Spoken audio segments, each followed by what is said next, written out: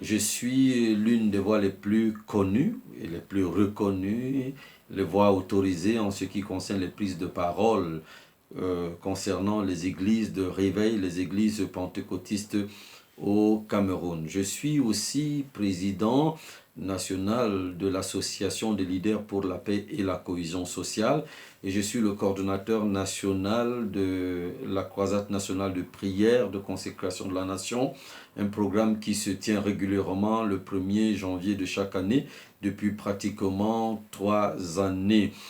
Je viens prendre la parole en ce moment au sujet d'une vidéo qui est devenue virale, une vidéo d'une scène qui a été, j'allais dire, offerte par un certain pasteur, le pasteur Ngoa Atangana, j'ai nommé, où il fait preuve de tribalisme, où il évoque, il dit, il prononce un certain nombre de propos à l'encontre de deux tribus, on va dire comme ça. Il y a d'une part les Bamileke et de l'autre part les anglophones. Je voudrais commencer déjà en disant que la communauté pentecôtiste, la communauté de réveil en général, quand je dis de réveil, parce que il y a des communautés, des églises de réveil pentecôtistes, il y en a également baptistes, il y en a évangéliques, et puis il y en a même de protestantes, et il y a aussi certains mouvements charismatiques chez les catholiques qu'on peut aussi assimiler aux églises ou alors au mouvement de réveil, parce que le réveil en tant que tel n'est pas une église, mais c'est un mouvement qui peut se manifester, que ce soit chez les pentecôtistes, les baptistes, les protestants, les évangéliques, les luthériens et même les adventistes, pourquoi pas les catholiques aussi. Alors je voudrais donc dire que nous, en tant qu'Église du Seigneur, nous, en tant que serviteurs de Dieu, mandatés, établis dans ce pays, le Cameroun, nous nous désengageons entièrement et complètement de toutes les bévues, de toutes les exactions commises régulièrement par ce pasteur. Je dis pasteur parce que c'est pas moi qui l'ai fait pasteur, je ne le défierai pas pasteur. Il est pasteur par celui qu'il dit l'avoir fait. Mais à partir du mois, notamment du mois d'août 2020, où certaines de ces ouailles avaient refusé de porter les masques lors de les cache-nez, lors des examens de probatoire, et où ils étaient en train de présenter leur refus comme étant un dogme de leur église ou un enseignement de leur pasteur. Je suis intervenu dans plusieurs médias pour dire que dans aucune de nos églises, nous enseignons pareille chose. Premièrement, nous enseignons de se soumettre à l'État, de se soumettre aux lois, de se soumettre au gouvernement. Tant que la parole de Dieu n'est pas claire dans une chose, n'a pas de refus, n'a pas de position contraire à une chose qui nous est demandée de faire. Alors, mais là, il est question de notre propre santé, il est question, bien entendu, de préserver aussi la santé des autres. Et vous avez fait plusieurs de nos communautés. Vous avez trouvé des pasteurs depuis le pupitre jusqu'aux chrétiens dans la salle avec des masques, avec des cache-nez. Donc nous n'y étions à rien dans cela et nous ne corroborons pas avec ces actes. Voilà maintenant une autre vidéo où il est parlé de tribalisme d'une ou de certaines tribus, l'une qui pense à gauche, l'autre qui ne prendra jamais le pouvoir dans notre pays. Nous nous désengageons, nous ne sommes pas dans cet acte. Qu'on ne nomme pas les églises de réveil, encore moins les églises pentecôtistes, dans les actes du pasteur Ngoa Atangana. Depuis l'acte posé en août 2020, il a pris la parole et il a dit qu'il n'était pas une église de réveil, qu'il n'était pas une église pentecôtiste. Je marche et je fais des associations fédératrices, des groupements des églises ou des pasteurs pentecôtistes et des pasteurs de réveil. Il n'appartient à aucune communauté fédératrice, il n'appartient à aucune association, il n'appartient à aucun groupe de pasteurs de réveil ou de pasteurs pentecôtistes. Ces actes langage, il est personnellement responsable et porte la responsabilité civile et pénale de ses actes.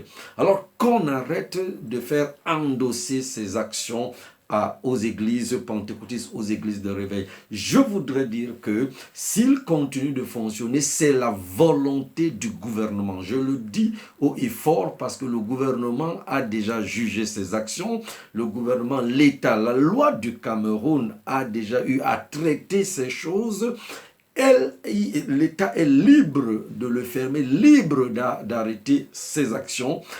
Déjà, nous avons vu une sous-préfecture le fermer et puis il est encore en exercice. Ça veut dire qu'il a été rouvert. Alors, c'est la volonté de l'État. L'État est seul responsable avec lui de tout ce qu'il pose comme action.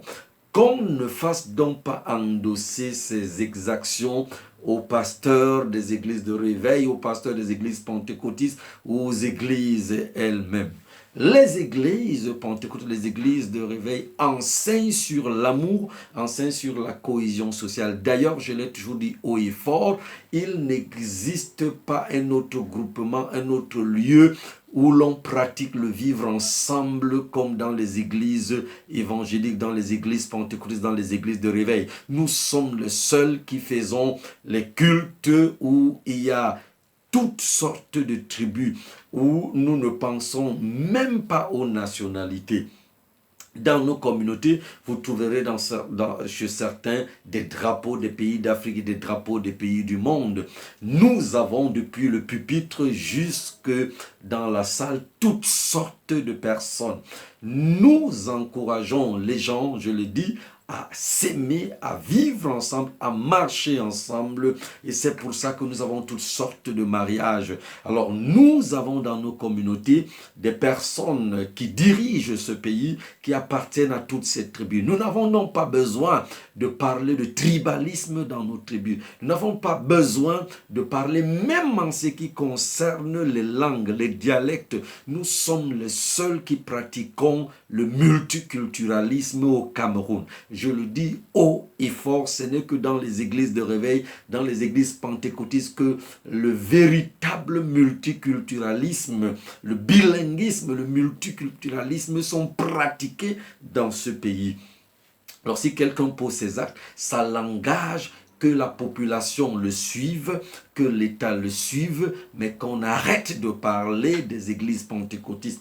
Et puis c'est même condamnable. Vous savez, le fameux article 241 du Code pénal que les uns et les autres citent, condamne aussi le fait de stigmatiser, le fait de marginaliser une communauté parce que quelqu'un est en train de faire ses actes, ou même si quelqu'un ne faisait pas ses actes. Est-ce que vous savez que lorsqu'on parle de haine au Cameroun, c'est la population, les journalistes, les presses qui sont les premiers à jeter les pierres sur nous et à engager les populations contre nous.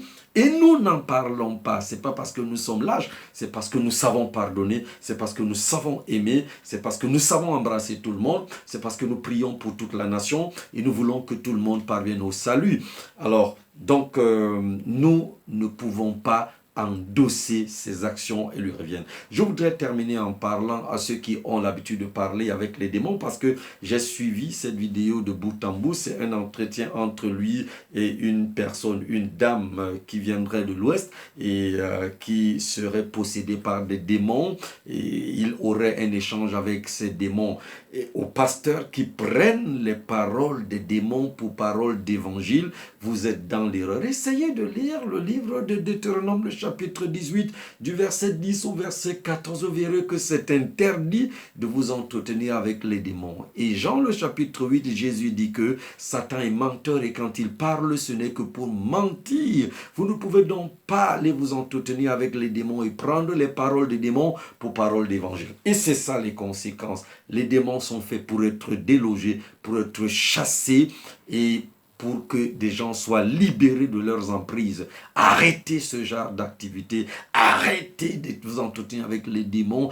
Ne nous amenez pas ça dans nos églises. La parole de Dieu ne l'enseigne pas aux autres. Arrêtez aussi de stigmatiser les églises de réveil, arrêtez de les marginaliser et arrêtez de provoquer les haines des populations et des familles contre nous. Nous servons le pays, nous servons la nation et nous agissons pour l'assainissement des mœurs. Que le Seigneur bénisse le Cameroun, qu'il bénisse toutes les tribus du Cameroun, qu'il bénisse toutes les langues, qu'il bénisse et qu'il bénisse au nom du Seigneur Jésus-Christ. Amen.